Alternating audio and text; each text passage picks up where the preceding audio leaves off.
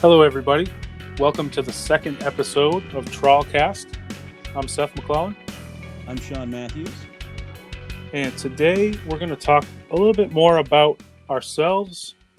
Basically, what I wanted to do was dive a little bit more into the music that influenced us when we were younger. Talk about the music that influenced us when we started playing music. And kind of talk about our musical journeys and how we got to where we are today in Trawl.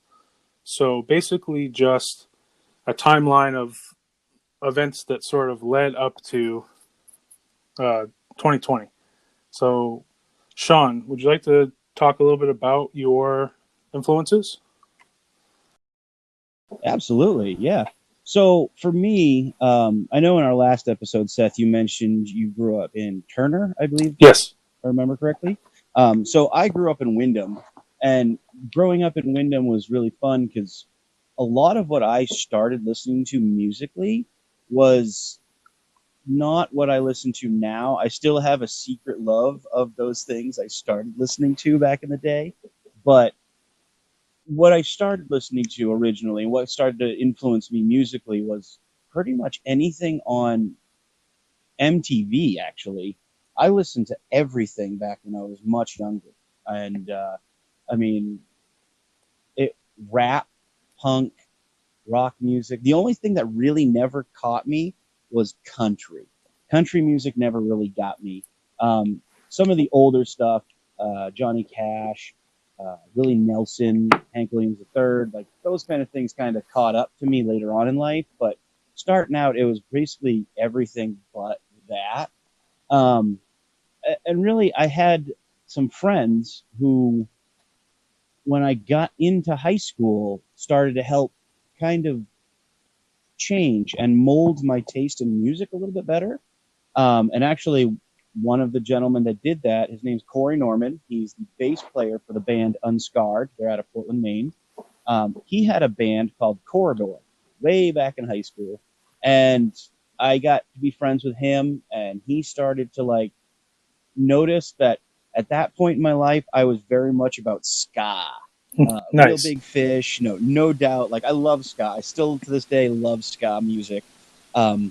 So he noticed there was this little ska punk kid that was walking around that he thought was, I guess, a nice kid. I don't know. You could ask him next time you see him. He's like, oh man, you seem like a nice guy. Let's hang out. Let's talk. So I started hanging out with him and his group of friends, and they were all seniors. So I was a freshman hanging out with seniors, and I don't know how that happened.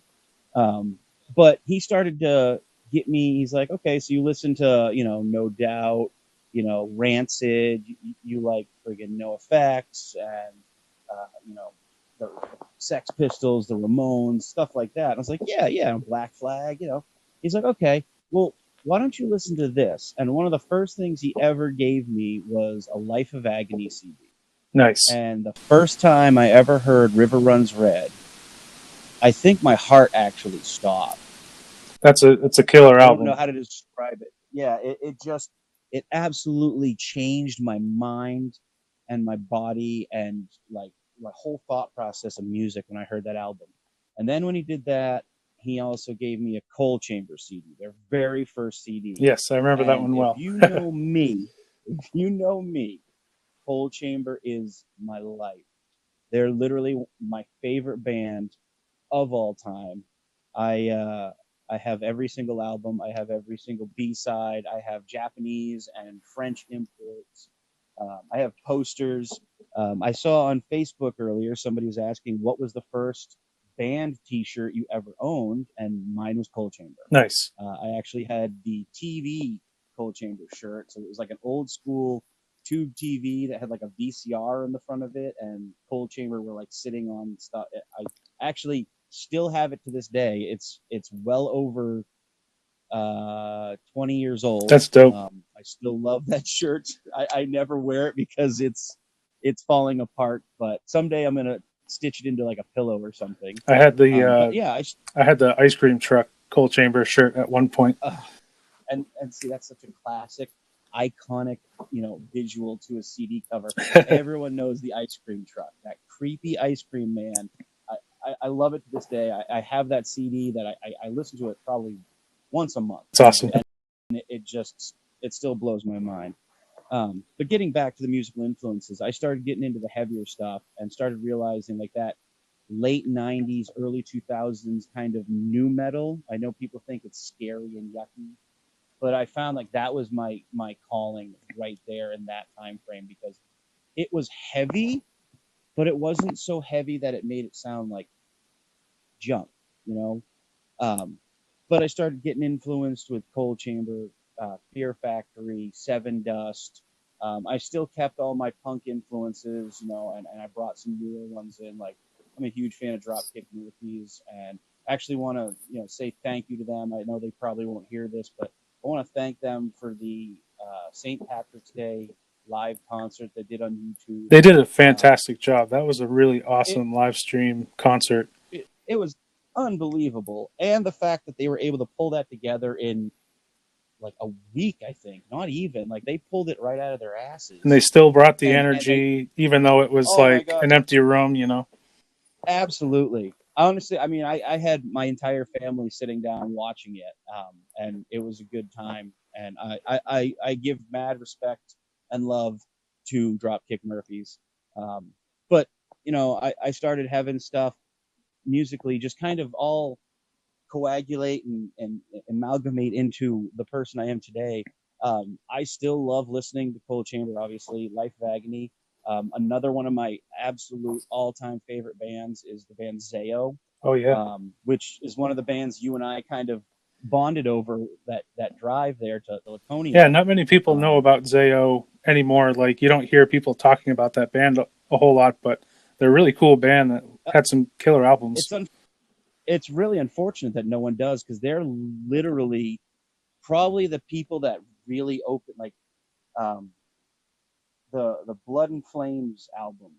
I think I can't remember the name of it off the top of my head, but that one really opened the door to getting heavier music into my life.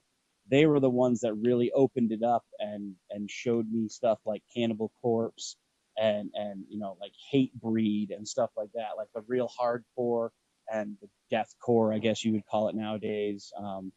I also got into bands like Black Dahlia Murder. I was never a Cradle of Filth guy. Yep. Never got that. I don't know why, but I listened to the Black Dahlia Murder, which I think the reason I listen to Black Dahlia Murder and I love them as much as I do is because they play death metal, which is cool, fast, gets the heart pumping, gets the blood moving. But they also don't take themselves seriously, which is fantastic. You don't see that at all anymore. Too many bands get on stage and they get too, even if they're not aggressive bands, like you see people, they get up there and they're too set to put on a show, but they forget, like, you're doing something that's fun. You gotta have fun, right? Have some personality with it. Don't be too serious about yourselves. Exactly. And have fun. Well, yeah. And it's not only that, you got to remember you're doing that and you're making somebody else's day better. I don't know how many times I've played a show and seen people be like, man, that was awesome, you guys were great, I had the best time of my life. And it's like that sentiment, it may just be smoke and, but it just feels good to know that somebody actually had a really good time and they didn't have to think about anything. They forgot their worries for 45 minutes or an hour or 2 hours, however long they were there at the show. Absolutely. It really does. It does mean a lot to a lot of us musicians, hearing that they had a good time and that you enjoyed yourselves. Anyway, I ramble. But, no, I agree totally. That's always my goal, as a performer, to try to give that and to also feel that, that when we're there and we're playing, we can forget about all the other things in our life that are bothering us, and we can just have fun, Mm-hmm. Oh, absolutely. But no, so I found myself, I take bits and pieces from all kinds of different musical influences. Really, like my stage show, depending on where you see me, as I mentioned, I have two bands. It comes from different places and different people. But I also take a lot of influences from like their stage performance, their stage presence, and then what I take from them, I don't necessarily take from other people. And like for me, vocally, I like to try to do as much as I can and show as much range as I can. Which honestly, one of my biggest vocal influences is Corey Taylor. Um, Honestly, probably one of my favorite voices of all time because he can do the most beautiful sing-song type of ballad, and then the next song is just guttural and aggressive, and just seeing that swing from left to right or A to B, whatever it is, like it I focus on myself to try to do that better for the music I'm making. Yeah, he's incredible for sure. And I mean, I do love listening to Maynard, Tool, Chris Cornell. I mean, what can you say? Absolutely, yeah.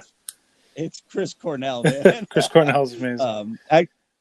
It's funny. A funny story that not a lot of people know is the first time I tried out for Trawl, Seth, kind of said, "Yeah, man." I messaged him and he's like, "Yeah, man, come on in." And one of the songs they gave me was Cochise by Audio Slave. And if you've ever heard me sing, it is nowhere near the height and range and power. Chris Cornell's tough to pull off. It's but you do it justice, man. You really do. I try. But there is only one person that I've ever known to be able to pull off Chris Cornell, and that is Chris Cornell. I've heard people get close, and it sounds good, but Chris Cornell is in a league all on his own, man. It's tough, man. I think that's why you don't hear more covers of like Soundgarden stuff and Audio Slave, is because that stuff is just insanely hard to cover, both vocally and musically. And musically, yeah, absolutely. But I mean, that's pretty much where I got my influences are biggest ones, honestly. Cold Chamber, Life of Agony, Mina Caputo, absolutely stunning person and phenomenal musician, and just good energy all around her. Stone Sour and Slipknot for Corey Taylor, and surprisingly, I'm a very big fan of like folksy and bluegrass type of stuff. Yeah, kind of off kilter things. I actually introduced Seth to Amigo the Devil. He's really cool. A great act out of California. He's actually, I think he's played Maine twice now, and I keep missing him. I know we gotta go next time. Yeah. Absolutely. But I like such a wide array of music that I just take what I can from everybody and take bits and pieces and kind of just sprinkle it onto my own little version of a Sunday, and what that comes to is the Seán that people get to see on stage. Whether you like it or hate it, it's me. I actually, going on stage for me is actually a thing I've spoken to a lot of people about, because some people are actually terrified of being on stage in front of people, playing music or not. They seize up, and for me, I've always told them it's a different person when you step onto the stage. Yeah, I think you and I are both the same in that respect, where it's almost sort of like you just assume this different personality or this kind of different persona, and because and there's the switch. Yeah. Like I've said it to you, there's a switch that when I step on the stage and I know it's about to go down, there's a switch that goes off in you, and for me, like, I forget all about my troubles, all about depression and anger and hostility, and I also forget about positive things as well, but I forget about everything, and all I remember or know at that moment in time when the music starts playing or the intro kicks in is I don't know anything. The Seán that's talking right now is a completely different person than the Seán that's on stage, because that Seán, his job is to entertain and put on a show and to perform with every ounce of his energy that he has.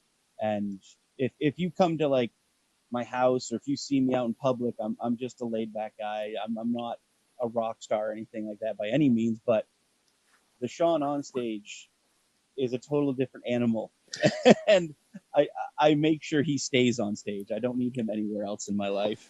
Yeah, same here, dude. I even like really forget that whole period of time almost. Like I don't even know really what I did on stage or like how I moved around. I just know I try to move through the music, play intensely, just give everybody an awesome show, and I almost like Yeah, kind of you zone out during that whole period of time. You're Yeah. gone. Well, it's funny. I've actually had people ask me like, "Man, that was crazy. You know, why'd you do that?" And I'm like, "Do what?" Do what? Like I've actually not um, thought about what I did and forget all about it like at the course of a song, like just 3-4 minutes. I'll forget what I did in that 3 or 4 minutes because guess what? It's a whole new song. There's a whole new energy going. I'll forget all about it, and that can be fun. It can also be scary. I have in recent memory, I have broken a bucket over my head. I remember this. Yeah, it was. Yeah, it was for Devil's Night Out. We were playing a show, and I was actually sick that day. I remember that much. I wasn't feeling very well, and I wanted a bucket near the stage in case I got sick. You know, I didn't want to do it on people. I didn't want to do it on the stage. You know, and I moved the bucket to the front of the stage, and I honestly don't know what happened. I don't remember a lot of it because the other Seán showed up, and then I got off stage, and I was like, man, my nose hurts. Like, my face is super hot. And then, like, you know, my lovely lady Kara was like, yeah, you're an idiot. You broke a bucket on your head. Oh yeah, that. Sometimes I'll like oh, that. sometimes I'll like look back at the footage from the next day if someone like posted a few minutes of the show online. Mhm. I'm like, that's why I hurt so badly. Like, Yeah, that's why my neck is killing me today. because I'm not 20 anymore. So, I mean, can't do that. Yeah, I'm not a 19-year-old kid. I can't be doing this stupid stuff anymore. But that's my basis for musical influences, and actually, a lot of stuff does come from the local scene. When I was in high school, Yeah, I had a lot of friends who were in bands back then, and just seeing what they were doing really kind of made me want to do it more. So I tried to have some bands in high school, had a couple things going, nothing ever really took. So, yep. but that's enough about me. Seth, tell me your musical influences. Let's open up the Seth shell here. All right. And Okay. let's talk. All right. So I was that kid, probably 7 or 8 years old, who walked around with like a suitcase full of cassette tapes and my Walkman. And I just from an early age, I definitely have my father to thank for introducing me to a lot of the music at the time when I was that young, because he would like bring us to Strawberries, which I know Strawberries is like long gone now. Rest in peace, Strawberries. You were a great store. And let me and my older brother pick out tapes, and I remember buying, the early Metallica stuff, and and this is all stuff that we liked when we were kids, but Metallica, Guns N' Roses. I remember buying like Motley Crue, and then a couple of years, the classics as we like. Yeah, and a couple of years later, grunge hit, and I was huge into Pearl Jam. I was huge into Alice in Chains, Soundgarden, and this is all like I'm like, 7, 8, 9 years old, around there. So I kind of had this really cool early introduction to music, and like you had said, everything that was happening on MTV. It was just we grew up around. I think you might be like a year or so older than I am, but it was that explosion of awesome music videos and just like tons happening on MTV. So it was just kind of impossible not to be influenced by everything. That MTV, that explosion that MTV had really had to do with like we were getting there in age to experience this, but at the same time, like TRL was on, and you had a chance to like call in and request your favorite song, and that was so big to a lot of kids back then. It was Total Recall Live, I believe. Oh, Total Request Live, yeah. Total Recall. Total Style. Recall. Total Recall. I was thinking, yeah. But I mean, that was huge for a lot of kids because they didn't have that opportunity to do that. Like, you could call a radio station, they're like, "Yeah, kid, we'll get it on in the next, the next block of music," and you'd sit there and listen, and it's like, "Well, I've only got 2 more minutes in the car now." Like, right. I thought they'd play it. I mean, I called at 8, and they said they'd put it in the next block of music, and we had to drive 45 minutes. I haven't heard the song yet. Yeah. So, but having that was really cool. I Continue. also remember taping stuff off the radio. Like, we had a double cassette player, and we would wait for, the top 10 countdown of the week or whatever on, grew up listening to WTOS. Not really CYY because I grew up, in central Maine, so I couldn't really get it down. Actually, it hadn't even started until about 1995, so this was even a little bit before that, but just taping stuff off the radio. And that was fun, man, because you had to be ready. You had to have quick draw fingers to do that back in the day. You always... So that's class. That's beautiful to me. You put the tape over the two holes so it'll let you dig into it. Yeah, you gotta trick it a little bit. Keep going. So you had to rig it a little bit just to get it right. So fast forward to so I said I started playing bass guitar in 1999, right around that time, like middle school, right in my entrance of high school. There was another big explosion for me, and it was, as you said, nu metal. There was so much happening with, that style of music. I got into, Korn, and if you were in a band in high school around that time, everybody had the detuned Ibanez guitars and basses, and you were, seven strings. That was it. Everybody had a 7-string down-tuned monster. And you were playing, Blind and all that early stuff. Korn, Snot, Mudvayne was huge for me. And then I started listening to Primus, and I think that's what really made me want to play bass. Les Claypool and Primus, for me, was just absolutely changed my world. I was like, this guy is like a lead player, and he's like the center of the band, but he's also the bass player, which is historically a support instrument. It's like, okay, It's funny because the bass player, there are some famous bass players that are unbelievable, but they're always, the bass is part of the rhythm section. Right.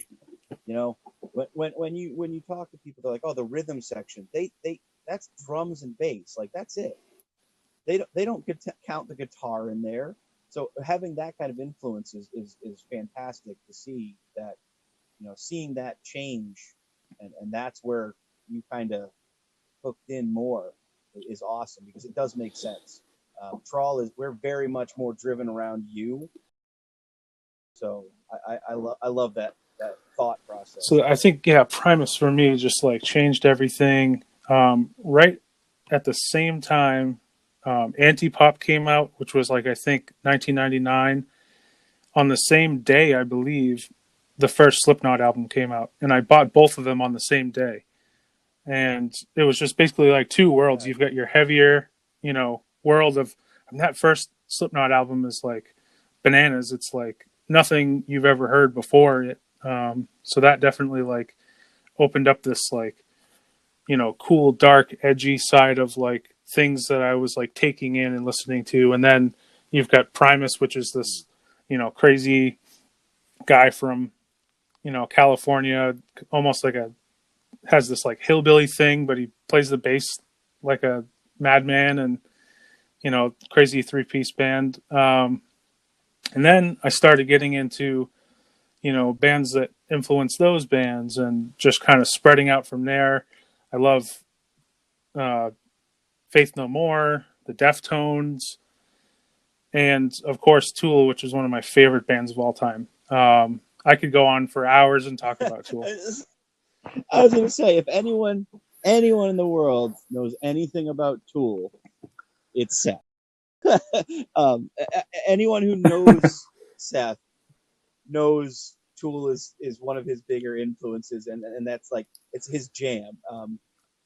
It's kind of funny. When we first started out, like we were talking about how we kind of wanted to build our sound, and you could definitely tell Seth was like, "Yeah, I want to get like a, kind of a Tool vibe," and it's like everyone in the room was kind of like, we figured that was like It's almost a it's given. almost like an unspoken thing. You're like, okay, well, we're just assuming that Tool is definitely going to be an influence of this. It's for us. I mean, Absolutely. and so I think long-standing influences. I mean, I loved that new metal era, and there was some great stuff that came from that era. There was some stuff that was not so good, a little cringy, but I kind of moved through my over the years. But Tool, Primus, Deftones, Faith No More, all those bands have remained for me like major influences. And one thing I will say about those is if you look at those, like Primus does not have a genre, ladies and gentlemen. They are their own style of music. Yeah, music. they kind of defy the laws of tradition. Not, yeah. And that's one of their songs too. Yeah, they're not metal.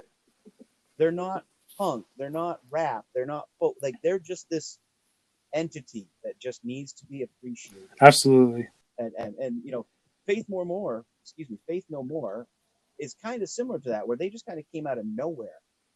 And all of a sudden it's like, what, like they're heavy, but they're not. And they're, these songs are like Mike Patton is probably one of the most insane vocalists I've ever had the pleasure of. So good.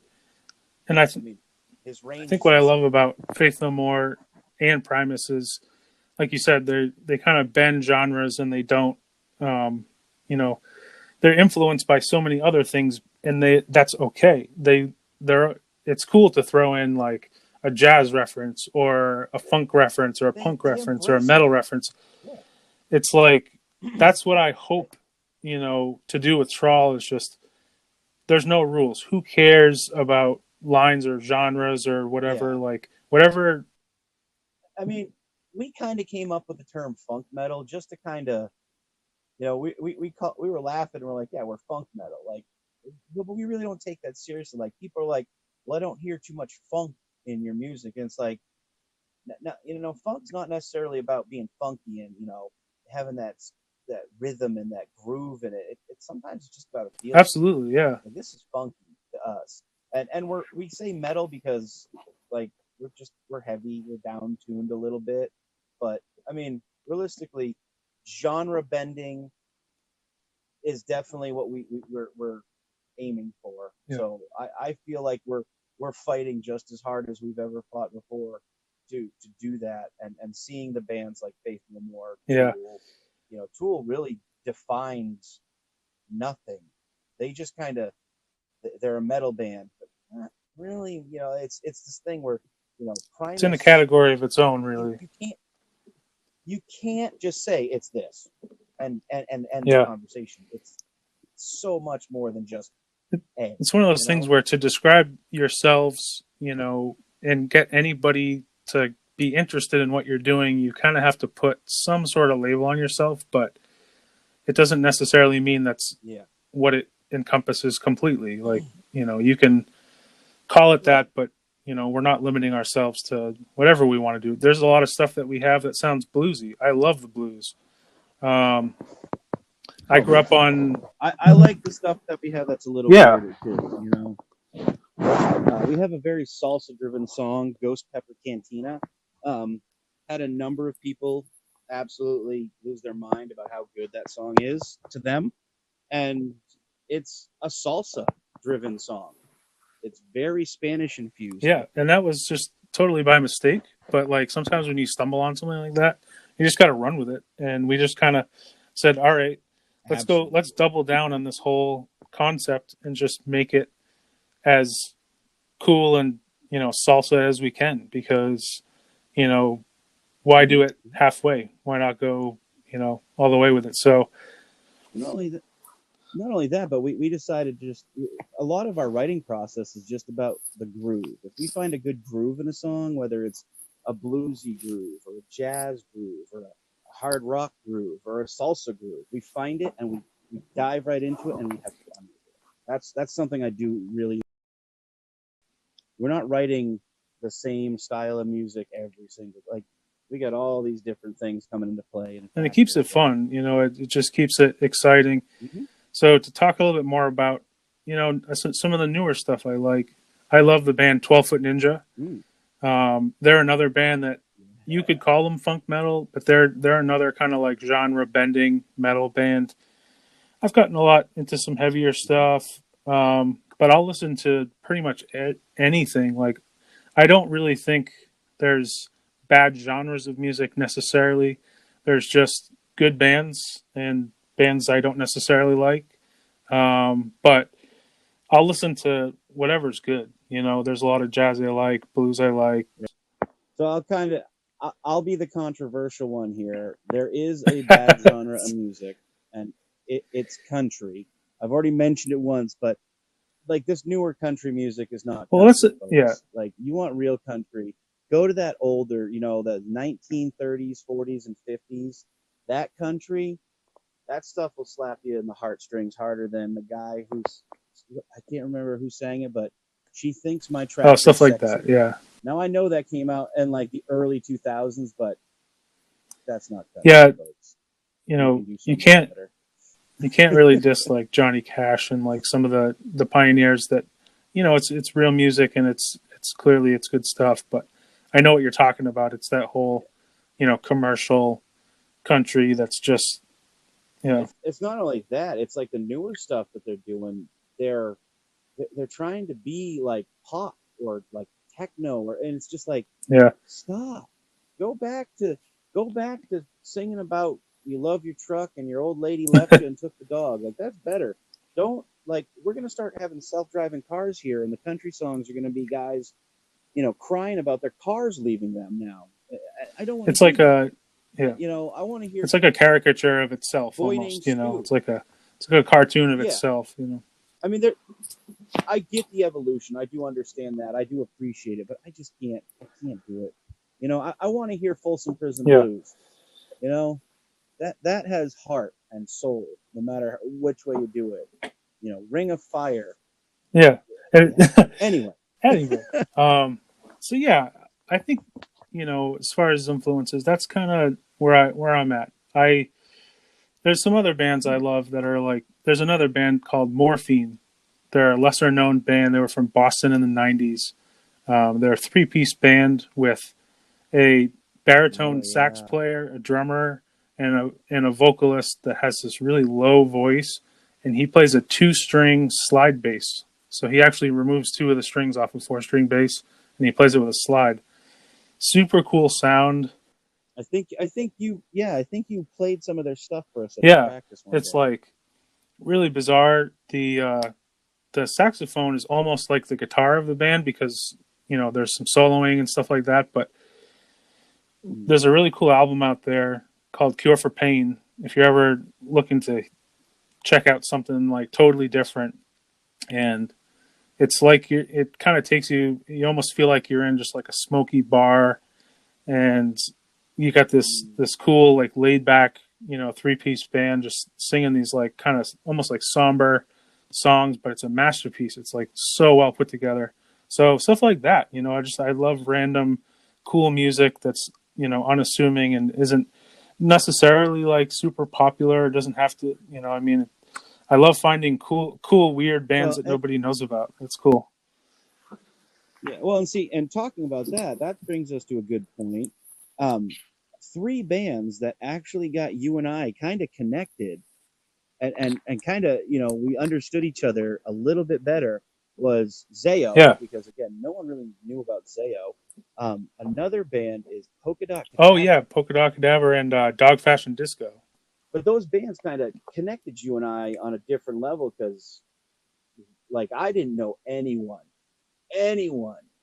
who listened to Zayo, Dog Fashion Disco, and friggin' Snot and Polka Dot Cadaver. Like, no, I knew one other guy who listened to like half those bands. I know like my brother-in-law, he listens to a couple of those bands, but no one who listened to all of them.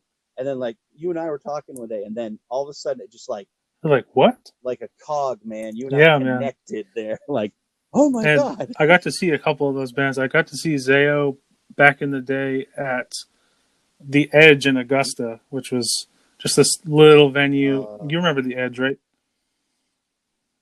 I do. I actually saw a Devil Driver Yep, there I saw once. Devil Driver there too. I think we might have been at the same show. We probably were. We were probably on the like opposite sides of the stage or something like And then that. I But yeah. saw Dog Um, Fashion Disco up at the old Ushuaia in Orono back in oh my probably, I don't word. even know, 2005 maybe. Um, got to meet those guys. They were like Yeah, super that was cool. If you've never heard that band, they're like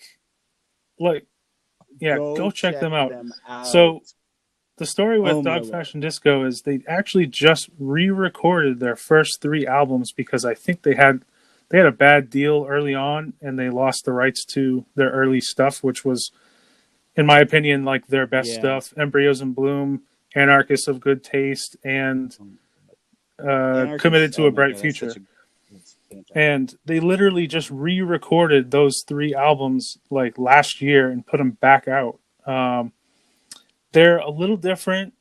Yeah, I think it was because of the Yeah, record deal, but yeah, that's all I'm good. sorry, They're continue. they're a little different. They're still really well done, but it's hard to, if you know, it's hard to recapture the same magic of any classic recording, no matter how good it is. Because Yeah. you're just used to hearing it a certain way. But um, There's a certain nostalgia that comes when you hear an original, and like some of the remixes or the re-releases or the remasterings, they're not bad.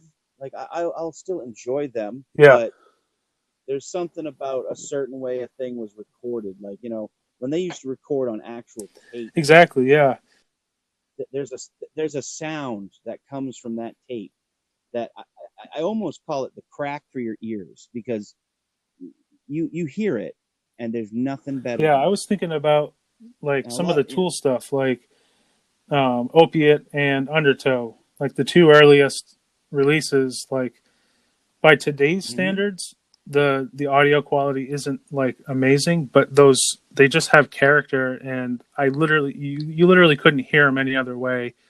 Because some people have said, oh, Right. like why don't they just recut those now with like Joe Barresi and make them amazing and like super clear, and it's like, Uh, well, you really can't recapture that magic again. It's every album and song kind of has a yeah, time and place in history, and sometimes you can't dig it back up, exactly. Exactly.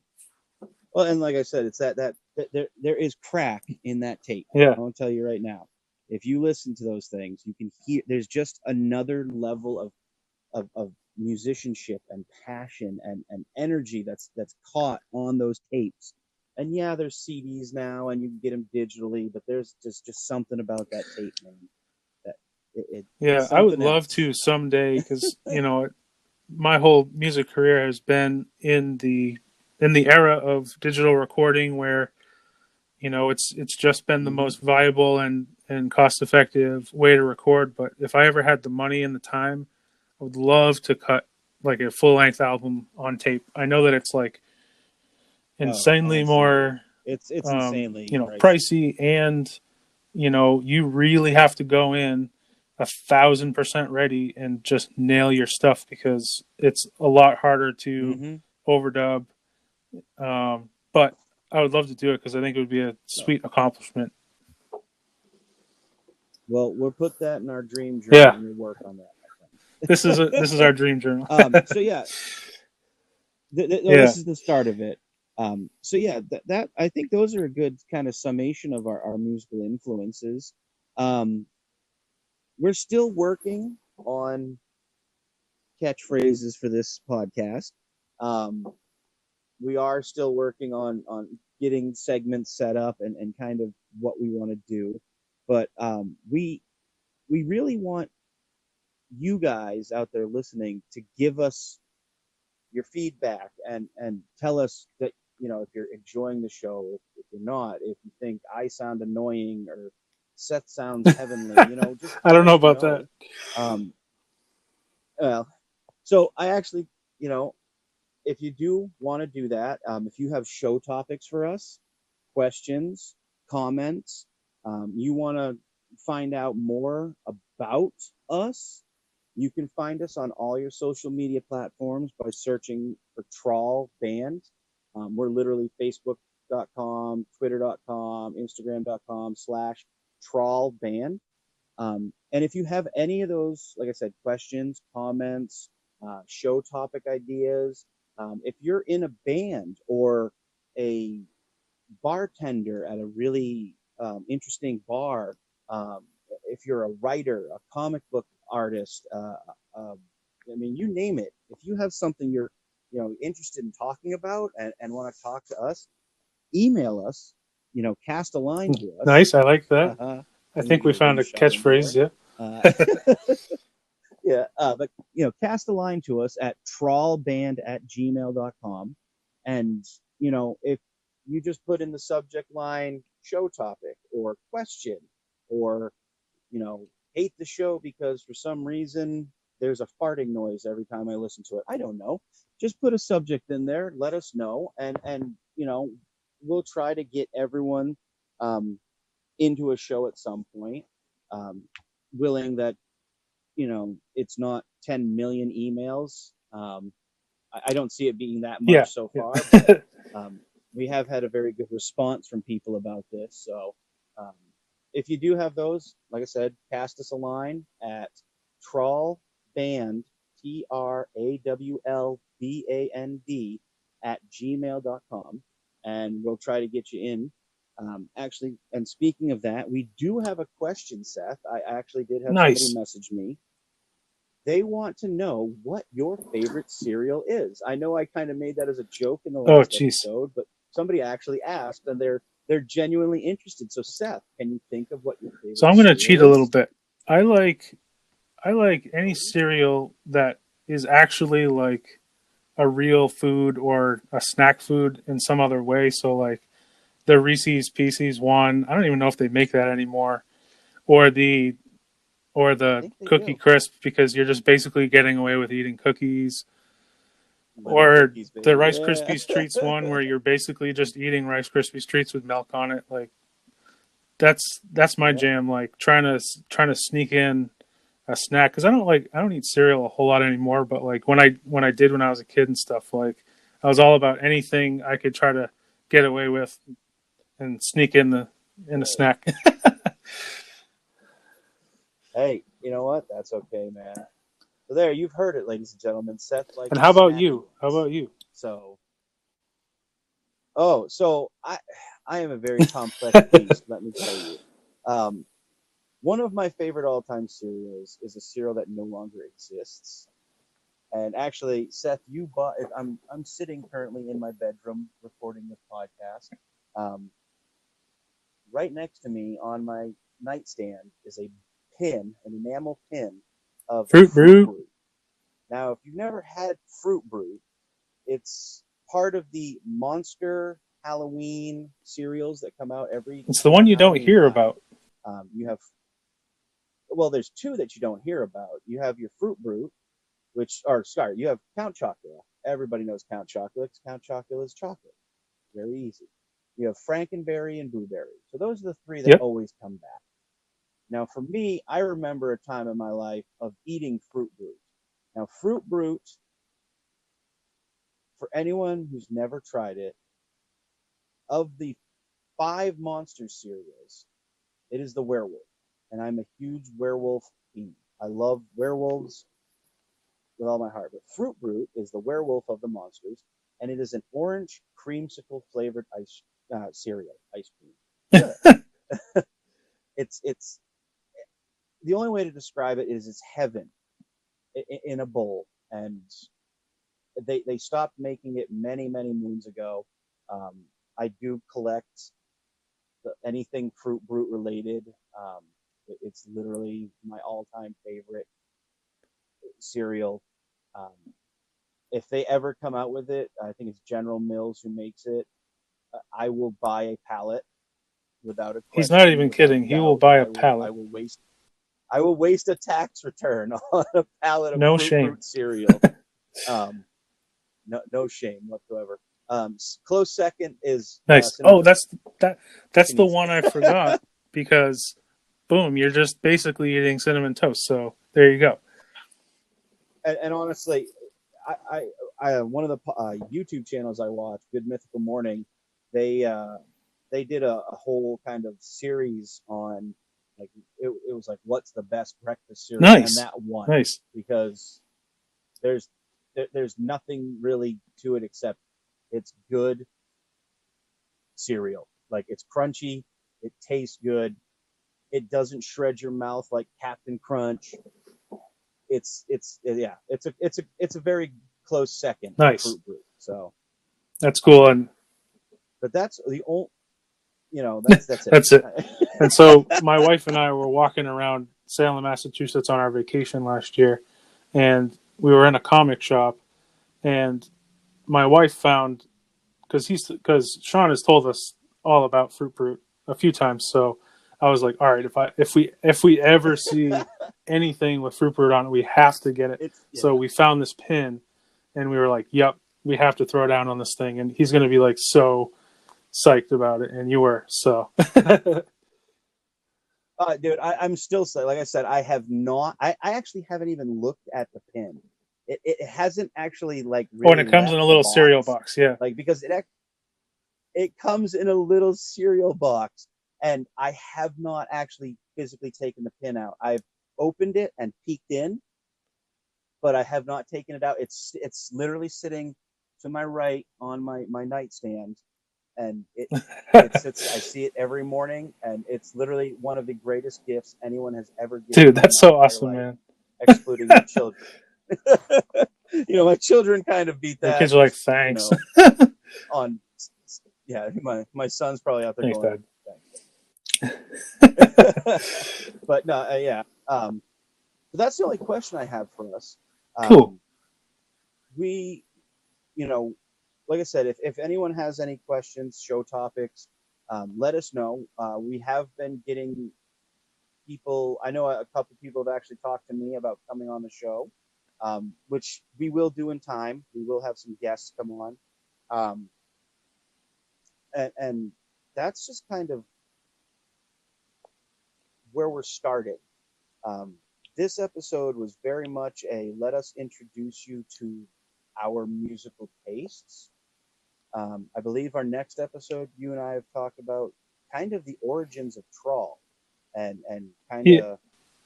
Yeah. I want to talk about the origins of Trawl and maybe a little bit more about, I definitely want to talk about how I arrived at Trawl and how I kind of got to the place I was able to try to put this together. So, yeah. Well, and I think, something fun for next episode, we can talk to people about how actually you and I met.